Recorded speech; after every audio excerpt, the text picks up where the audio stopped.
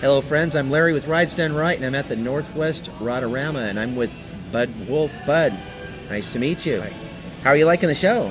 Yeah, it's great. A good mix of cars this year. This year, that sounds like you've been here before. Are you a frequenter? This will be the third time I've been here, yes. Third time now. Say third time you've been here. Does that mean that you come here as a person who shows cars, or do you come here as a watcher of shows? This will be the third time I've shown cars, yes. That kind of makes me wonder if you're a guy who's been showing cars for longer than a few years. Oh, since about 95 or so. Yeah, about that. When I was in high school, a few of us took cars to the old armory, but that was in the mid-60s and wasn't quite like it is today.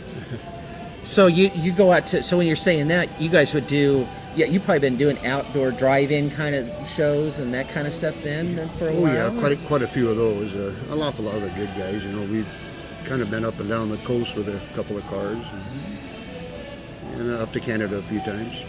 Remember what your first show car was? My first show car was a 65 Mustang Hypo. Boy, you went right at it, didn't you?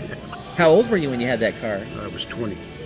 20, man, right off the bat. So you got bit by the bug early, and Well, my dad kind of gave me the bug. He raced at Muroc in 39, and we moved up here in 54, and he had a chopped and channel 32 Ford yellow coupe, and I'll never forget that car. That's wow. So you had it in your blood since the beginning. pretty much. And so you kind of had that Ford action, and the funny deal is that we're here to talk about a car that I can't imagine when I got into this that I would be talking to somebody about an Edsel of all cars. I walk up on this car and I am not thinking Edsel. I am thinking nice looking car.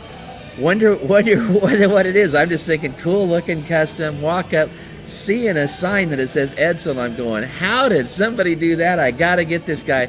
Tell me about what the year is and what on earth did you do? How did you do this car? Well, it's a 1960 Edsel. It started out as a two-door post car. I had wanted to put a 60 Galaxy together, but by the time I got to doing it, I'd seen too many in the magazines. So I'd remembered one of these from Long Beach, and so I started looking for one, and I found this one in Petaluma, California, and shipped it up here. And I sat on it for a year, driving it around like a knothead. And I had just gotten my 34 done and needed something else to do, so I decided to put my head into it and figure out what I can do with this thing and make it look right. So a good friend of mine, Mike Walters from Rainier Rod and Custom, we kind of put our heads together, and I kind of wanted a convertible, but I didn't know how to do it with the car we had. So he said, well, let's just cut the top off. Well, so we cut the top off one night, and when we did that, we looked at the windshield standing up so upright, and we didn't like the look of that, so we laid the windshield back 15 degrees. And I liked the look of that so well, I thought, what would it look like with skirts on it? So I found a pair of NOS skirts, and we modified them so they were smooth and put them on, and then it just sat too high, so I took it back home and I ordered up some airbags and what they call a Rytec air arm for the rear. I put lowered 1-inch lower drop spindles in the front, and that achieved what I wanted with the being on the ground. Then we debadged everything, and it came with an old 292 Y block. I knew we couldn't keep that, so I had this old 429 sitting on the floor. So we put the 429 together with a C6 and dual fours, and then the interior. I'd always loved how that 64.5 Thunderbird rear seat wrapped around. I wondered if that's Yeah. what that was, because Yeah. I did a 65 Thunderbird, Oh, and I wondered if that's what you did. yeah. So I found a interior set of seats, and we fitted them, and then after we started putting them in, though, it didn't look right, and so the package tray where the rear window had been, it looked like it was too far back, so we moved that whole package tray on the top of the body forward 12 inches, and then filled in between the trunk lid and the new area where the package tray was. And we used 3 inches of the 64 Thunderbird surround on the rear seats, and then hand formed the rest to made it to that tonneau looking cover. And then another interesting thing about that, though, is a good friend of mine, Mike Auckland, had a couple of 60 Buicks, and he was junking one, and we couldn't figure out how to put. I wanted to keep the stainless on that thing so it looked like it was factory.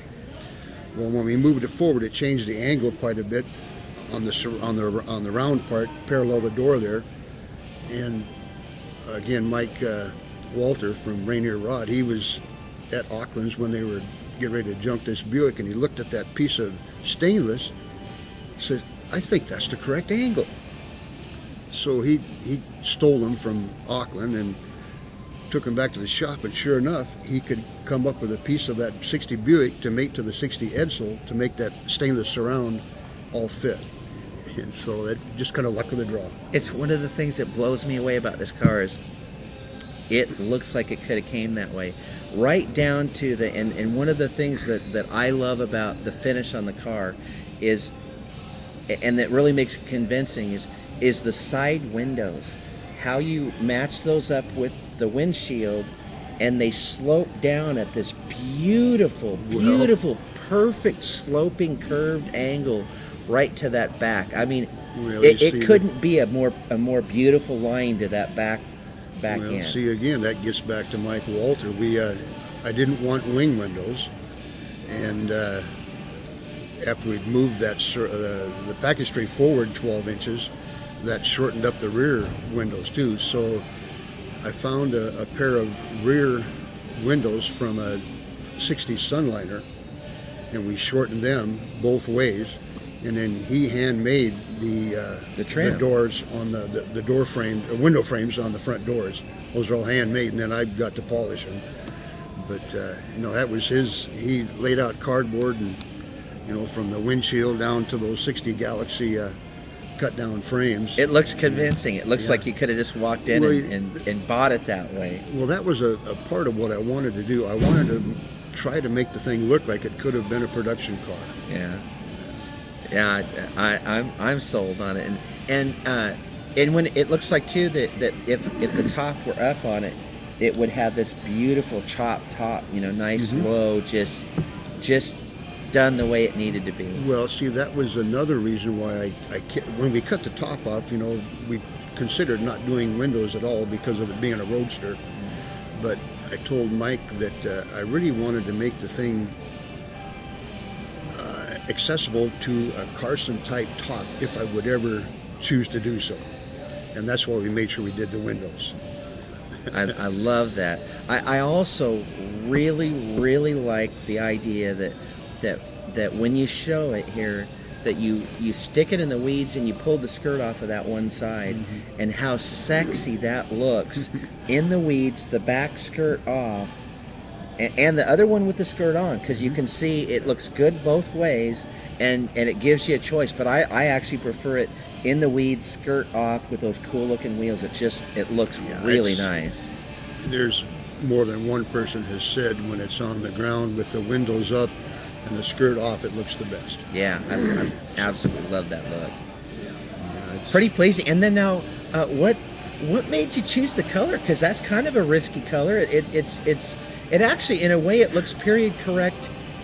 Period correct if they had that in a real sexy color. I mean, because I don't think they pulled that color up. They wouldn't have had that color back then, because it's more of a pearly kind of look. The car originally was a seafoam green, a little bit darker than this, and I went back and forth for a year I kept looking at different cars that would be parked here, parked there, sunlight hit them, different shadows and what have you. And this is actually an '06 Toyota color called Pistachio. And the sun hit a Prius one day at a little drive-through coffee stand, and the gold came through the green when I was looking at it, and that sold me. It's beautiful. The color goes with it great. The interior matches it really well, and that would have been really tough. You know, you didn't do the old trick where you chose the interior first and then matched it up. So that makes it harder if you have that color, and then now the guy's got to try and match it. Well, I found that out later on a pickup that I did. But Bob Jasper, who did the interior, he's the one that really helped me with that. We went through swatch after swatch after swatch, and he stood up, and there it is. And well, you nailed it, because it had you missed it, it would have been a chore on that car, because if you don't get that interior right, I agree. That'd have been a tough sale on that car. I agree 100%. That and in my opinion, not enough customs they're done. Redo their dashboards. I didn't want a stock looking dashboard, but I wanted it to resemble stock. And so that's all. Everything been the glove box, the radio, everything has been blanked out, welded over, and then all the switches are underneath where I can pull them down, except for the ones on the bottom that are in stock locations. But I handmade all the aluminum bezels and then bought the knobs. Mike Walter handmade the aluminum trim on the dashboard behind the plexiglass. Well, and then, excuse me, the other thing that Mike did was for the air ride, he made the radio grill so it's got a magnetic catch on it. You push down with your finger in the left-hand corner, and the radio speaker comes up, and that's where my air ride gauges and switches are. Nice. And then you just put it back down so it looks like it's stock. Oh, that's cool. Yeah, those touches make them fun, don't they? Oh yeah, well that's why I say he's the one that really made that thing. Do you get to go out and drive this car? I mean, I drive it, but we've had the thing together for about, well, this would be the 5th year, and it's already got 660 miles on it. Yeah, we drive it down here to Good Guys. I've driven it down here 3 different times. And, oh, that's cool. That's only 20 miles. But that's cool. I bet it's fun. I bet it's something you look forward to, isn't it? Oh yeah, I had my pickup down to Good Guys as a pastor, and my son and his girlfriend, they drove the Edsel. Oh man, and he'd never driven a car that big or convertible like that before, and they really enjoyed it as quite the cruiser, I guess. I bet that car on the road gets its share of eyeballs too when it's driving down the road. Oh, yeah. That's cool. Well, Bud, thank you so much for taking the time to come see us. Okay, well, thank you. And you guys, we'll see you next time. Thanks so much.